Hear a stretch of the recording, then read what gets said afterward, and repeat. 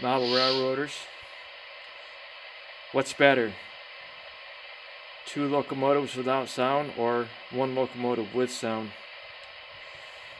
And what I'm getting at is, for the cost of sound in a lot of the locomotives, you could buy two locomotives without sound. This consists of three locos here. This is an Atlas GP40. This has got sound. I paid $70 for that on eBay. If you can find a good deal, then go ahead and grab it. This one I bought about 20 years ago when they first came out with sound. This is a Broadway Limited. The regular price was $250. I paid $200 on sale. It sounds good, but other than that, it's a piece of junk.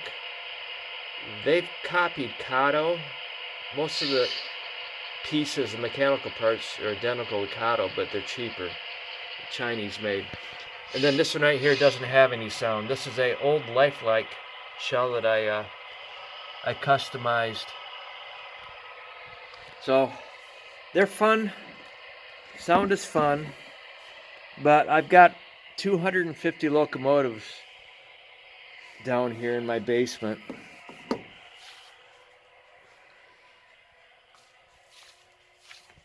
Some in boxes. These right here don't have decoders. But there's 250 locos. And it's a basement. It's pretty well airtight.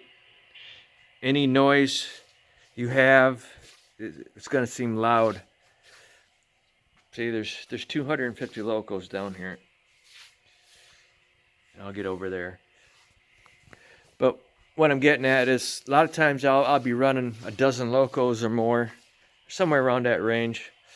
And if I had sound on all of them, I probably wouldn't be able to run that many to begin with. It would cut down on my number of locos due to the amps. The sound's going to take more amperage. But the noise would be deafening. Sometimes I just want to come down here and get away from the world, because the world's all fucked up.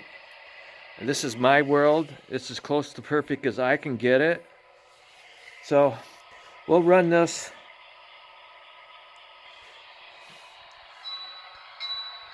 It's the bell and the horn.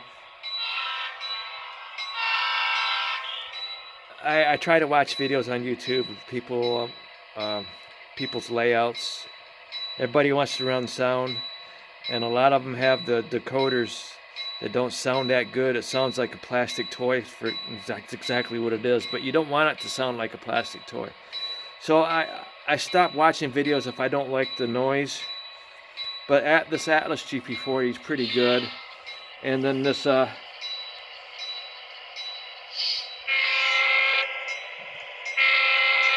Broadway Limited, like I said, sounds good, but it's cheap. It's cheap junk. I've had to fix that already. I've had to buy parts for it.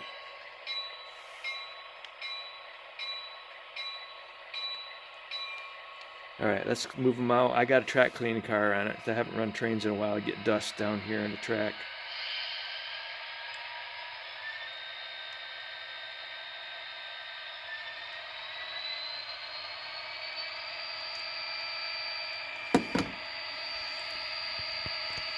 And what drives me nuts is there's no smoke. They're so close to being real, but there's no smoke, and my mind can't absorb that. So I would rather have a loco like these here that look nice and they don't have sound, because you have the look and the sound, but you don't have the visual smoke, which kind of blows the effect of the sound.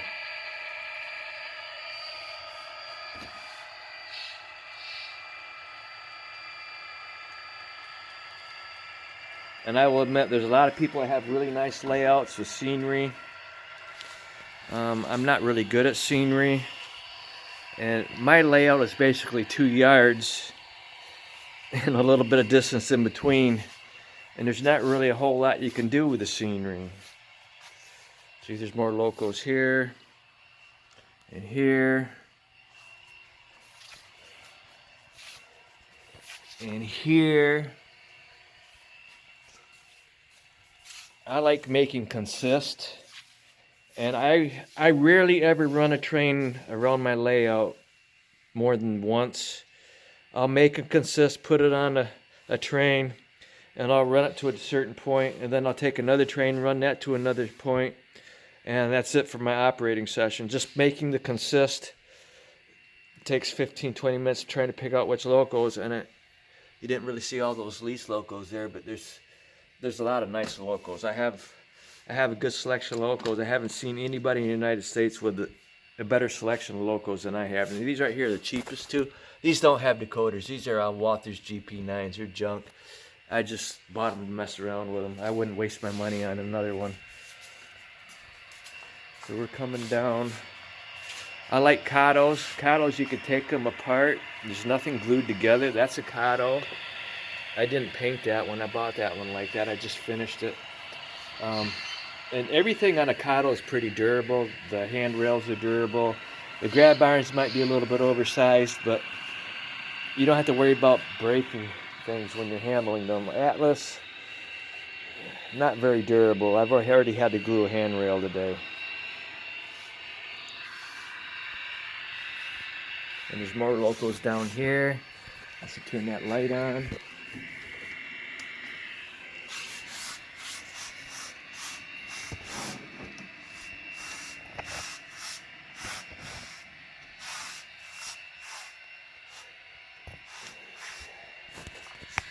There's these. There's almost 100 custom Locos that I've done. And if you haven't seen my other videos, I got a lot of Canadian Pacific custom Locos that I made for my son, but he doesn't come here to play with them. He's, I don't know, foolish. Here's a few that I've done.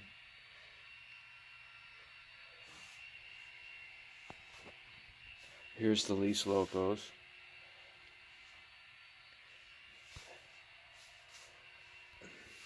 This one has a Digitrack sound. This is a Cado, but it's like a $60 sound decoder, and it doesn't sound that good. It just cycles over and over again. It doesn't do the same things Atlas does, whereas if it's under a load, the Atlas sounds like it's under a load. That one there, the Cado with the Digitracks, doesn't sound good at all, so I rarely ever use it. And there's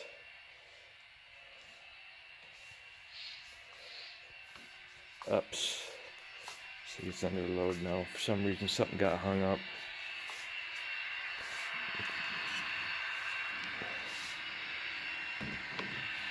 Well, anyway, that's my my opinion.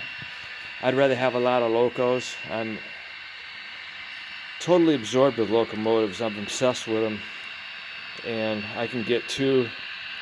I look for good deals. I can get a Cado for under $100, where nowadays a locomotive with sound is $200. If you can find one on sale like this one here for $70, then yeah, go ahead, grab it. So I got an issue here with. That's the reason why I got the track cleaning car on here. This Broadway Limited doesn't work that great. Okay, thank you.